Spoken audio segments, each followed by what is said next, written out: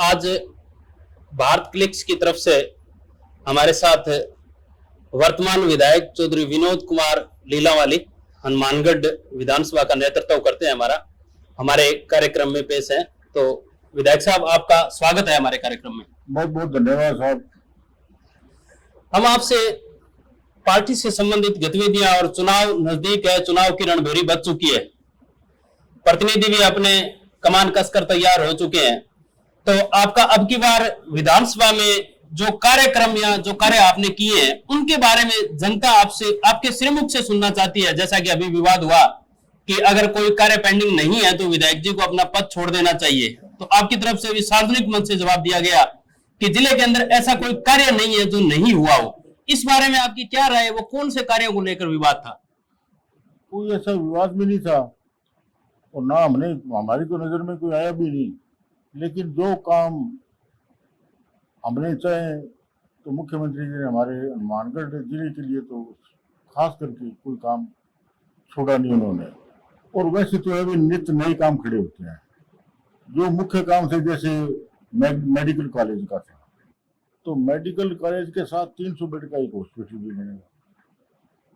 इसी तरह से एग्रीकल्चर कॉलेज है और मैं समझता हूँ 14 करोड़ 20 लाख रुपए बिल्डिंग के लिए सैंक्शन हुए हैं। और मैं समझता हूँ कि गर्ल्स और बॉयज हॉस्टल और साथ में बन रहे हैं, ये बहुत बड़ी बात है, क्योंकि जो बच्चे बाहर से पढ़ने के लिए आएंगे तो ठहरने की व्यवस्था होनी बहुत जरूरी है जी। इसी तरह से नर्सिंग कॉलेज है, उसकी बिल्डिंग बन रही है। इसी तरह से पॉलिटेक्निक कॉलेज है, गर्ल्स कॉलेज की बिल्डिंग बन करके तैयार हो गई है। ITI है, डाइट है। तो मेरे ख्याल में एजुकेशन में कोई ऐसा रहा नहीं जो हमारे यहाँ नहीं है। इसी तरह से चाहे कोई शहर के विकास की बात थी, उन्होंने दिल खोल के पैसा दिया। आज गंगानगर हमारे से बहुत पुराना जिला है, लेकिन वहाँ टाउन हॉल नहीं है। आज हमारे यहाँ 35 करोड़ रुपए की लागत से टाउन हॉल की बिल्डिंग बन रही है। इसी तरह से मिनी फूड पार्क, जिसके लिए 25 लाख रुपए सैंक्शन हुए, वो हमारे यहाँ बनेगा।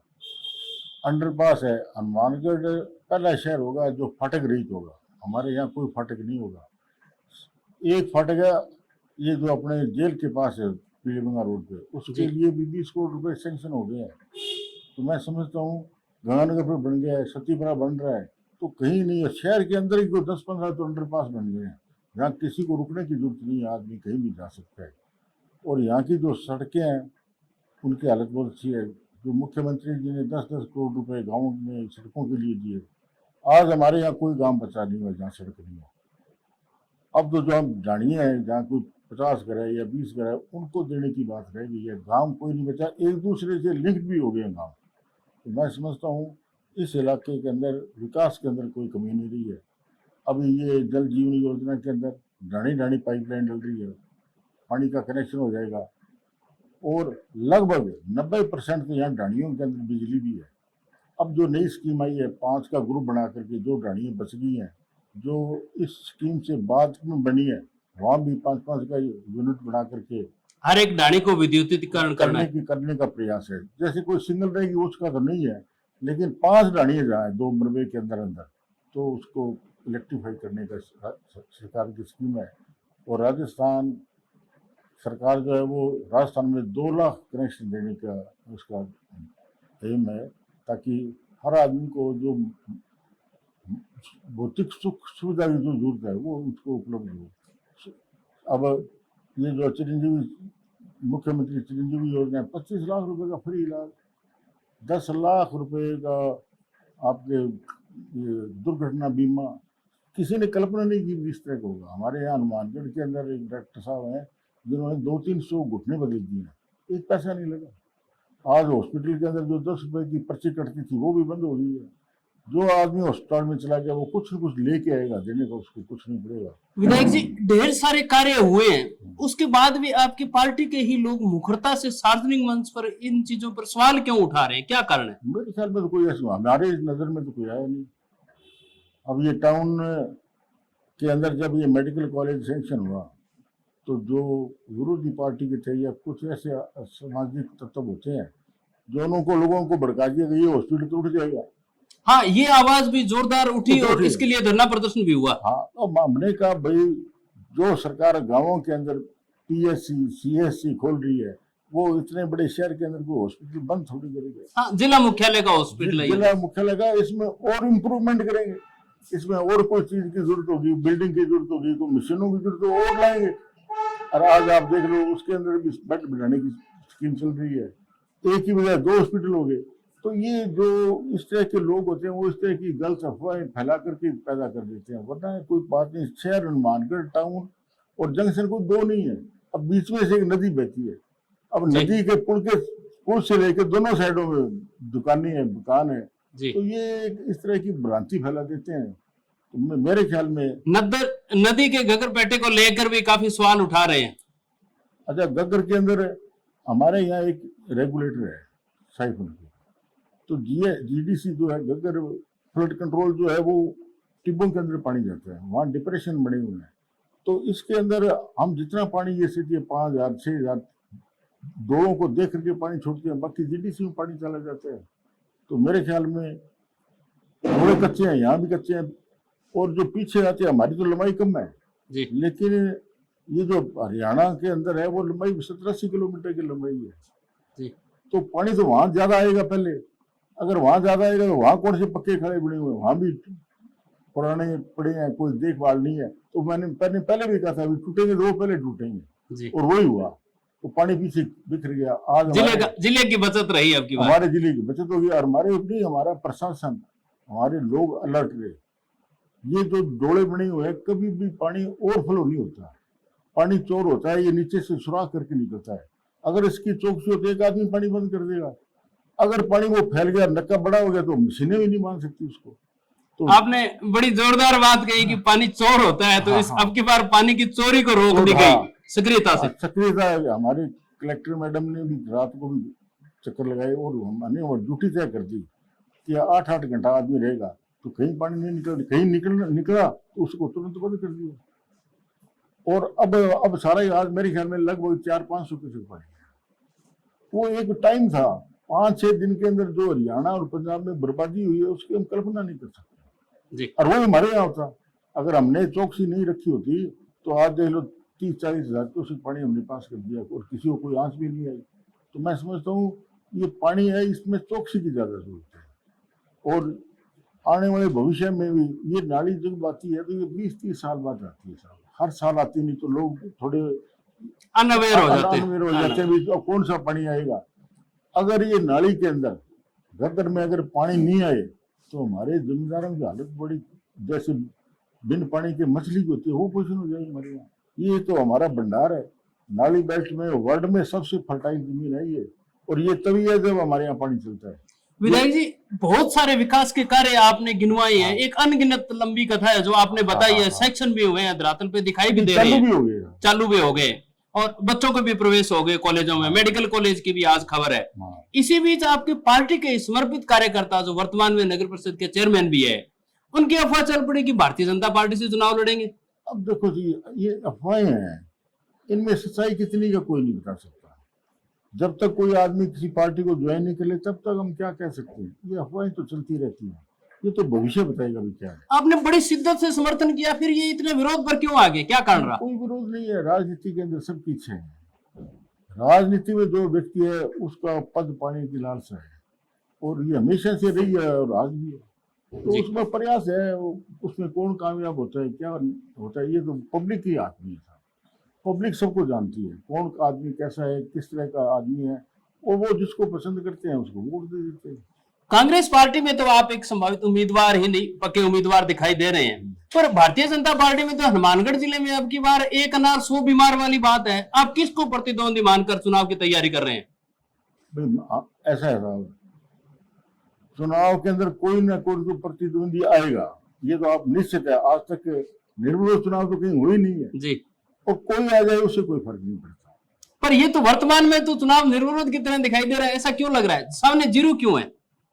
नहीं, ऐसा साहब, कांग्रेस पार्टी ने काम किया, आज उसके पास एक प्रोग्राम है, जो दूसरी पार्टियां किसी के पास कोई प्रोग्राम नहीं है, उनके पास कहने के लिए कुछ नहीं भी। आपने 5 साल के अंदर पार्टी के लिए या जनता के लिए आपने क्या किया बताओ? उनके पास कुछ कहने के लिए नहीं है। अब मुख्यमंत्री जी ने जो ये आपके महंगाई राहत कैंप जो लगाए हैं, इतनी महंगाई दी है। आज तक एक स्टेट का मुखिया जो 10 चीजों की आपको गारंटी दे रहा है कि इस बात की, मैंने आज तक किसी ने दी है क्या गारंटी? एक मुखिया, स्टेट का मुखिया कह रहा है कि ये बातें मैं आपकी पूरी करूंगा, तो ये बहुत बड़ी बात है। और दे रहे हैं। 1150 रुपए वाला सिलेंडर आज हमें 500 रुपए में गरीब आदमी को मिल रहा है। पशु कभी मरे, जब ये लंपी की बीमारी है, आज एक पशु के 40-40 हजार रुपए। और आगे भी हर घर के 2 पशुओं का इन्होंने बीमा करा दिया।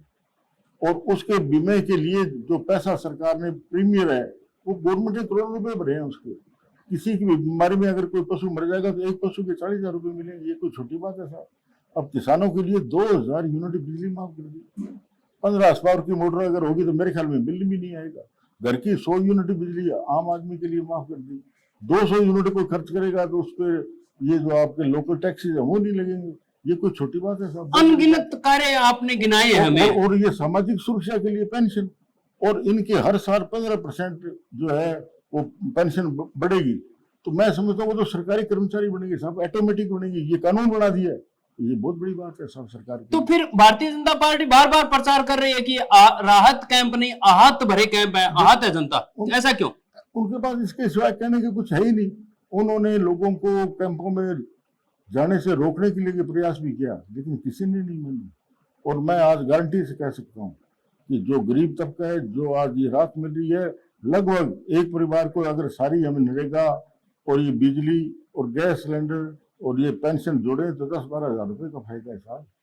और अगर कहीं पब्लिक ने गलती कर ली, सरकार बदल गई, ये सारी स्कीमें बंद हो जाएंगी।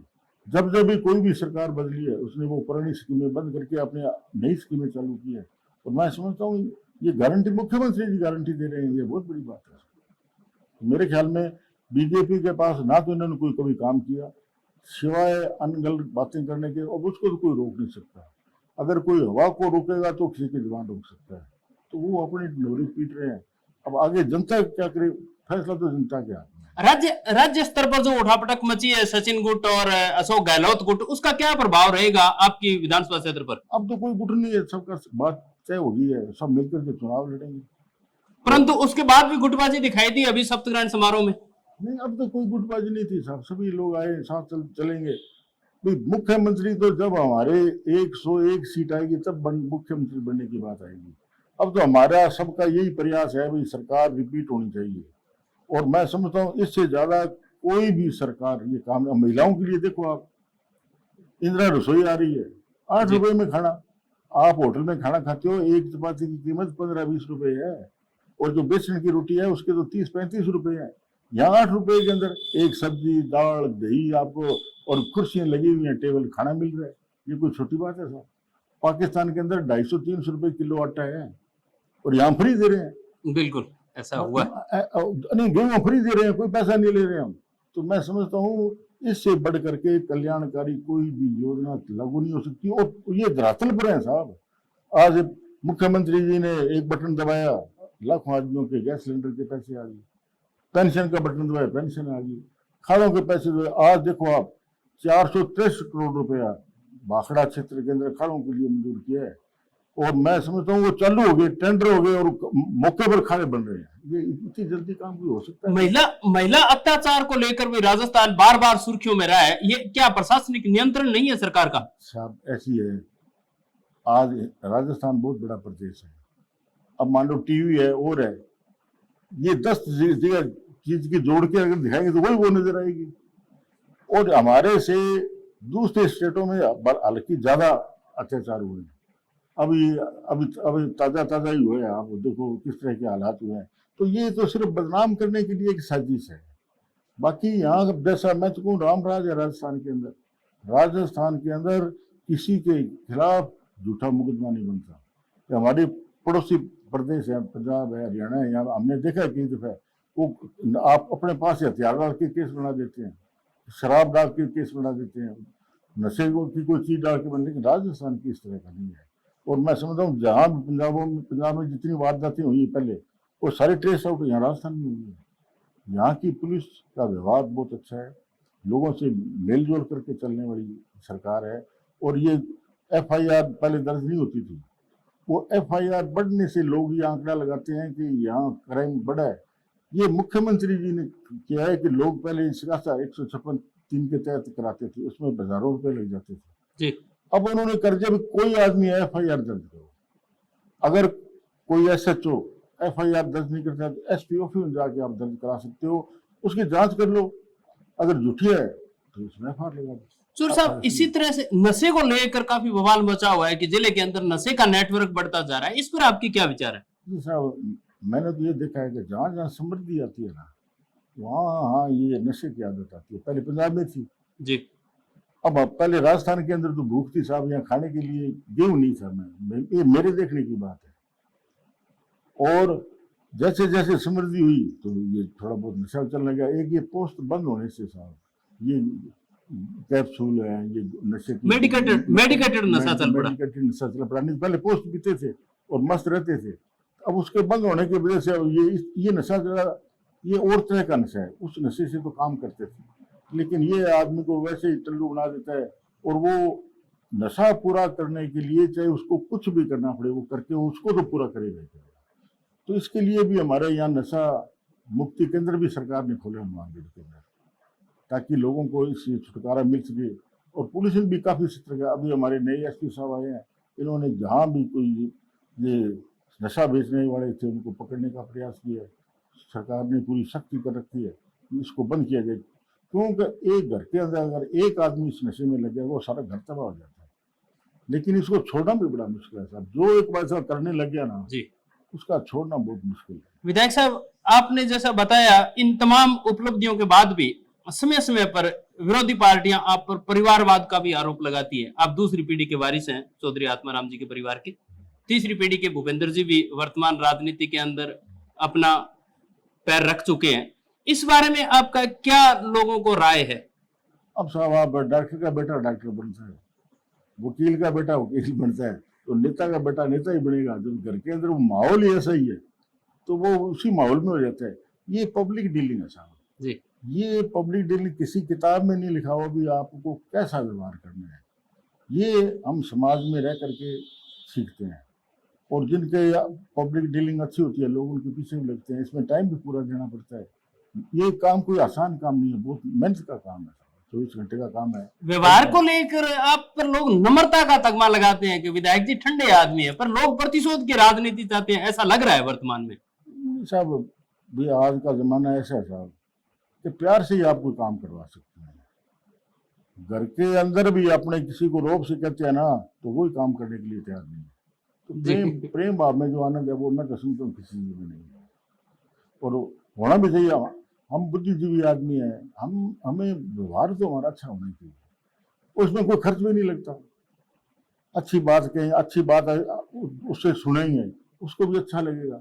अगर हम आगे किसी से तू तड़ा, ये जो जनप्रतिनिधि है, ये जो पद मिला है, ये हमें ताल्लुकात बनाने के लिए है, ना कि हम लड़ाई करने के लिए बने। हम लोगों से अच्छे ताल्लुकात बनाना चाहते हैं, अच्छे रिश्ते कायम करना चाहते हैं, ताकि हमारे आगे पीढ़ियों तक चले। अगर हमारा व्यवहार अच्छा नहीं होगा तो हमारे पास कौन आएगा? कोई नहीं आएगा। तो व्यवहार आपका, अगर मैं पिछले इलेक्शन की बात करूं तो जीत का मार्जिन बड़ा कम रहा। पिछली बार पार्टियां दो आमने सामने थी, अब की बार दो पार्टियां और दिखाई दे रही है, आम आदमी पार्टी और राष्ट्रीय लोकतांत्रिक पार्टी RLP जो हनुमान बेनीवाल की है। क्या ये आपके सामने अब की बार कोई चैलेंज होगा? ये तो क्या कह सकते हैं साहब, पहले भविष्य का 1 घंटे बाद में क्या होने वाला कोई नहीं बता सकता। और पिछले दफे तो लोगों ने हमें इतने वोट दिए, 51% वोट। मुझे 1 लाख और लगभग 12,000 वोट मिले थे, और 2,22,000 तो वोट पोल ही होते सारे। 50% वोट आ जाना कोई छोटी बात नहीं है साहब। तो मैं समझता हूँ भी लोगों ने बड़े चाव से वोट दिए, और उनकी इच्छाओं की हमने कोई कमी नहीं छोड़ी। जो लोगों ने विश्वास किया है उसे हम ज्यादा करके दिखाएं, और हमने पूरा प्रयास किया, अभी कोई काम की कमी नहीं रही, जी जान लगा करके। और आज हमने हनुमानगढ़ के अंदर कोई ऐसी चीज नहीं छोड़ी जो होनी जरूरी थी और नहीं हुई। अब वैसे तो दिन नित्य नए काम फिर चलते रहते हैं जी। और आगे भी और भी आएंगे। एक मैं आपको बताना भूल गया कि एक हनुमानगढ़ में सबसे एक बड़ा काम और हुआ है, 350 करोड़ रुपए से 400 kV का ग्रिड वो हमारे हनुमानगढ़ जिले में बना है। अब थर्मल से सीधी लाइट हमारे हनुमानगढ़ में आएगी, हम आगे गांव को देंगे। और उसके लिए 100 कुछ बीघा जमीन भी ले लिया, कैंचियों के ऊपर बनाने जमीन है वहाँ। तो ये बहुत बड़ी उपलब्धि है। आने वाले समय में बिजली के बगैर कोई काम नहीं होगा। आज हमें मोबाइल चार्ज करना है, पानी ऊपर चढ़ना है, कपड़े प्रेस करने हैं, कपड़े धोने हैं, ये मोपेड है वो आज बिजली से चल रहे हैं, कारें बिजली से चल रही हैं, ट्रेनें बिजली से चल रही हैं। आने भविष्य के अंदर निर्भरता बढ़ी है बिजली पर। बड़ी इसके बगैर काम नहीं चलेगा जी। तो मैं समझता हूँ ये हमारे लिए बहुत बड़ी बात है हनुमानगढ़ के लिए कि आज हमारे 400 केवी का 200 किलोमीटर के अंदर 400 केवी का ग्रिड, या तो रतनगढ़ है या हनुमानगढ़, ये हमारे लिए बहुत बड़ी बात है। तो मैं समझता हूँ भी मुख्यमंत्री जी ने कोई कसर नहीं छोड़ी।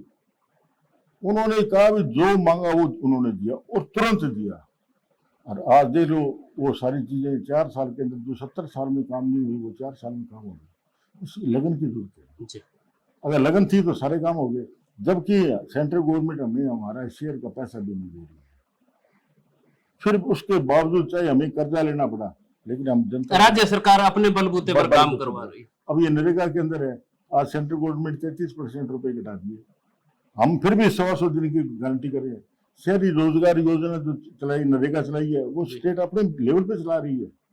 आज 5 किलो कणक सेंट्रल गवर्नमेंट ने जो 5 किलो दे रही है वो बंद कर दी, लेकिन हमारी सरकार दे रही है। इनकी सरकार बीजेपी की जब भी आई है, हमारे तो 22,22,000 जो राजीव सेवा केंद्र से स्कूल थे वो बंद कर दिए इन्होंने। हमारी स्पिनिंग मिल इन्होंने बंद कर दी, हमारे खाड़े पक्के वंडे से वो इन्होंने बंद कर दिए। हमारी सरकार आई वो स्पिनिंग मिल भी चालू कर दी, हमारी सरकार आई वो खाड़े बनने शुरू हो गए, हमारी सरकार आई तो ये जो भी चीजें इन्होंने स्कूल है वो फिर खुल गए।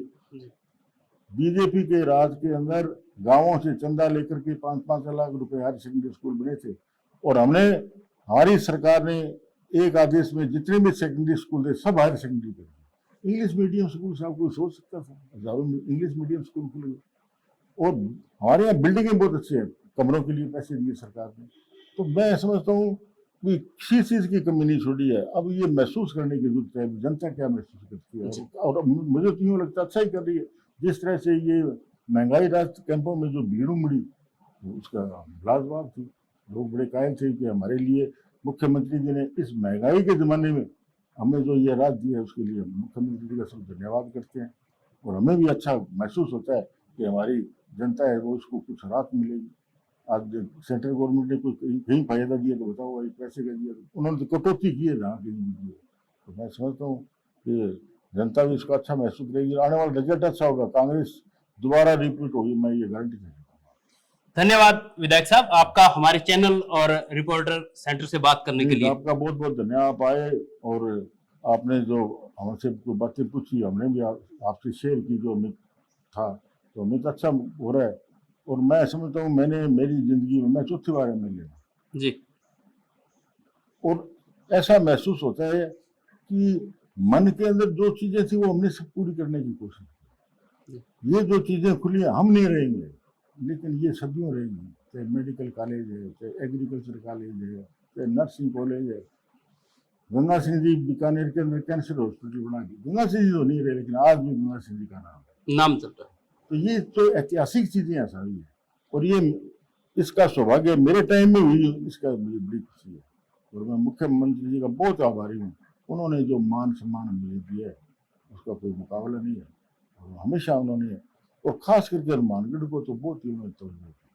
क्या सड़कें आप हनुमानगढ़ देखो, अगर धरती में कहीं स्वर्ग है तो मैं समझता हूँ हनुमानगढ़, किसी चीज की कमी नहीं है। धन्यवाद, थैंक यू। आप इस चैनल को लाइक करें, शेयर करें, सब्सक्राइब करें।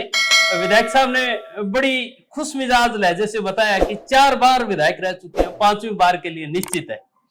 सर्वधर्म स्वभाव, इस जिले में कभी भी सांप्रदायिक दंगे नहीं हुए, ये भी इनके सिरमुख से निकल कर आया, जो वर्तमान समय की राजनीति की सबसे बड़ी उपलब्धि है। अगर इस उपलब्धि का श्रेय किसी को जाता है तो मैं 4 बार के विधायक चौधरी विनोद कुमार को व्यक्तिगत तौर से देना चाहता हूं, क्योंकि जिस प्रकार के अन्य राज्यों के अंदर, अन्य जिलों के अंदर जो व्यवस्थाएं देखते हैं, उससे ये उपलब्धि तो निश्चित इनके खाते में जाती है, क्योंकि तीसरी पीढ़ी राजनीति के अंदर है। तो आपको ये वार्ता कैसे लगी, इसके बारे में आप अपने सुझाव, अपने विचार हमारे साथ शेयर करें। चैनल को लाइक करें, सब्सक्राइब करें और पेपर को वीकली ऑनलाइन पढ़ते रहें। जय हिंद, जय किसान।